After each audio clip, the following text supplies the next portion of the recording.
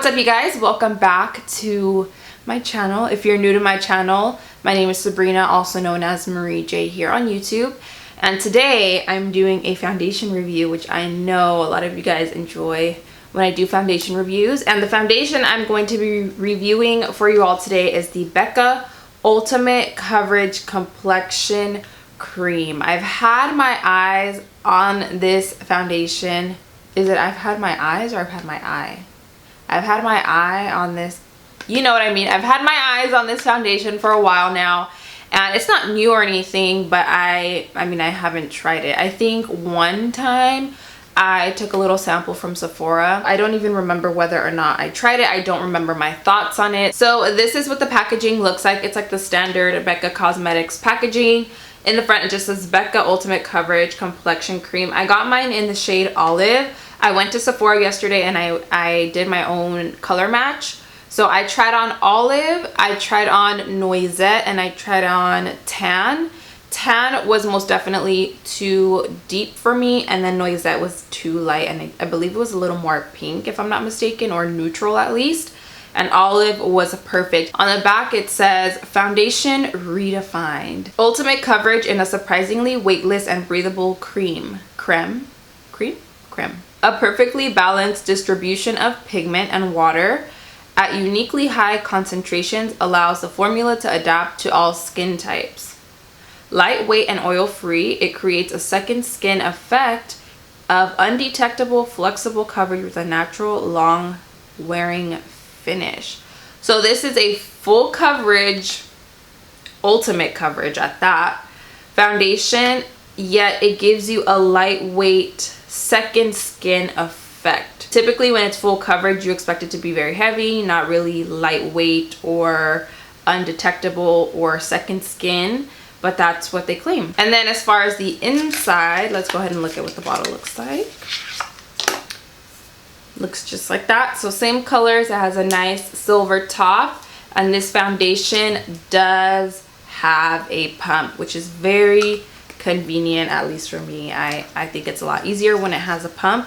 And this is 1.01 fluid ounces. Same thing, it just says Becca Ultimate Coverage, and then it has the shade on the bottom. So that is basically the packaging of the foundation. Now I'm going to go ahead and go online like I always do, and I'm going to read what it says online, just in case it says something on there that it does not say on the packaging. On the Becca Cosmetics website, the description says that it's a full coverage foundation that completely conceals imperfections, redness, hyperpigmentation, and uneven texture. Uniquely high concentrations of pure pigments and water allow this undetectable cream to have a completely natural, long-wearing finish. Weightless and oil-free, this foundation addresses all concerns and adapts to all skin types to reveal a smooth, even complexion. Transfer resistant, not transfer proof. So it might still transfer, but it's transfer resistant, meaning that it's not going to transfer as much as other foundations might. It also says that it's clinically proven with 24-hour wear.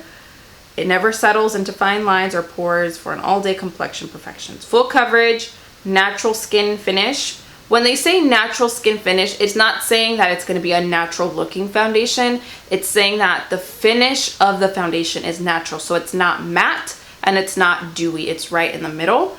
And then it says it's perfect for all skin types, free of parabens, sulfates, and something else. I don't know how to pronounce it. And that's pretty much everything that it says. So now we can jump into actually applying the foundation. Per usual, you guys know the drill if you've been watching my videos for a while. We're going to do half with a beauty blender. I'm going to do the other half with my Morphe M439. I did moisturize and prime my face. I used Dr. Brandt Pores No More. This is what I'm working with. My skin, you guys have pretty much seen it throughout my videos, and it is clearing up a lot. But I still have scars, I still have breakouts happening. I'm gonna start off doing this side of my face, and I'm gonna be using my beauty blender for this side. I'll do one full pump. And actually what I'm gonna do is I'm taking a little brush and applying it on my skin first. And then I'm gonna blend it in with my sponge, just because I don't know.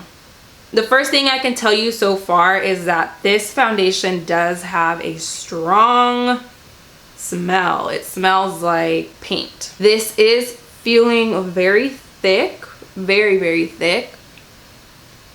And that smell, I haven't worn a foundation that has this kind of smell in a long time. The foundation is blending out very seamlessly and smooth. It is a little bit tacky and it is pretty thick, but it's still blending out pretty good. It's not drying too much to the point where I can't blend it. Yeah, that pretty much covered everything already, and I'm not even done blending it. All right, so here you can see the difference between this side where I already applied the foundation and this side where I haven't applied the foundation. So you can see it did give me a nice full coverage. I would probably still go in with a little more around here. I have like a little bit going on there and a little bit here too. It's not creasing anywhere. I will say that my eyelids feel a little bit sticky. Other than that, so far it looks okay. Spreading it out where I need the most coverage, and then I'm gonna blend it out with my Morphe M439. So far I'm liking the finish a lot more and the coverage a lot more on this side. Okay, so this is how it looks after blending it out with my foundation brush. I feel like the pigment of the foundation comes out a lot more, whereas this side it looks a little bit more like my skin tone. It blends in a little bit more, but this gives me more coverage. I'm not sure if you guys are seeing the difference. I went ahead and made the rest of my face even, that way it's full coverage and even coverage on both sides. But I'm gonna go ahead and finish off the rest of my makeup off camera, and then I'll be back to tell you guys my thoughts on it, check-in, flash photo, everything like that. So I will see you guys in a few seconds for you guys, but it'll be a few minutes for me. All right, so I'm back now with my makeup completely done. I settled for a very minimal look per usual, but that is not the point of this video. The point of this video is the foundation. So how do I like the foundation now that I finished my makeup? So one thing that I did notice, first of all, I only set my under eyes and my chin with my translucent powder. But one thing that I noticed is that where I set those areas, the foundation does look a little bit more heavy duty, a little more full coverage, but on my forehead, it looks a little bit more dewy. The foundation also didn't really enhance any of my pores. I don't know. I still, even on my forehead, I wouldn't really say it's a second skin foundation, to be quite honest with you guys. And it also does not feel lightweight as they claim. I believe they claim it's like a lightweight yet full coverage yet natural finish yet second skin type of foundation. But for me, I personally feel like this is a full coverage, like heavy duty foundation. It doesn't look like it's my skin, but better. It doesn't look like second skin. It looks like I'm wearing foundation, but it doesn't look bad. Like obviously if you're wearing a full coverage foundation, you want it to look like you're wearing makeup, because it's not gonna be full coverage and look super natural unless you do a very thin layer, but then that wouldn't necessarily be extreme coverage, you know what I mean? So for full coverage foundation, it has a nice finish and it looks nice on the skin, but I wouldn't necessarily say it has that second skin kind of look to it. But again, that's really not a bad thing. When I use a full coverage foundation, I expect it to be full coverage, and I do pretty much expect it to look like it's full coverage because it's a full coverage foundation. But everything else is great. My skin looks flawless in person. The color match is perfect, especially after I bronze and everything like that. What else? It doesn't enhance pores. It's not getting, you know, creased up in my nose area. It's not creasing underneath my eyes.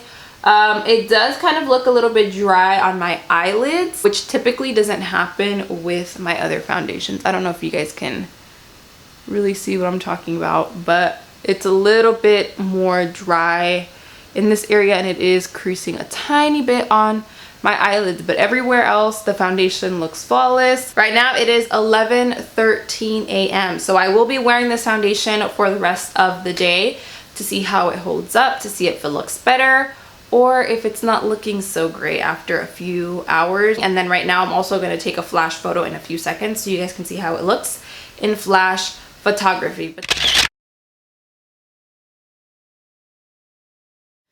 Alright, so I'm back to check in, and I've been wearing this foundation for a long time. It is currently 10:31 p.m. So I've been wearing the foundation almost for 12 hours. It's been a long time, and look how the foundation is still holding up. Yeah, so the coverage is still completely there pretty much everywhere. The only place that my foundation is separating is right here in my chin area. Let me zoom you in just a tad, hopefully you can see.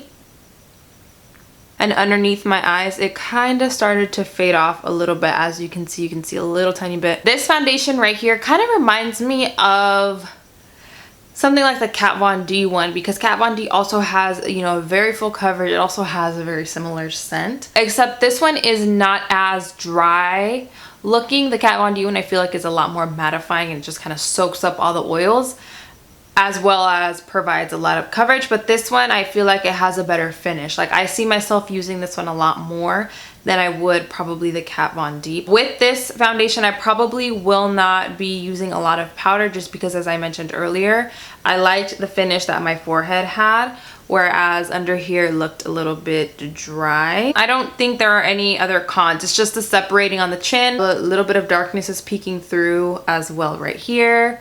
And then the scent. And then as far as the pros, I mean, the coverage is great. I like the finish of it.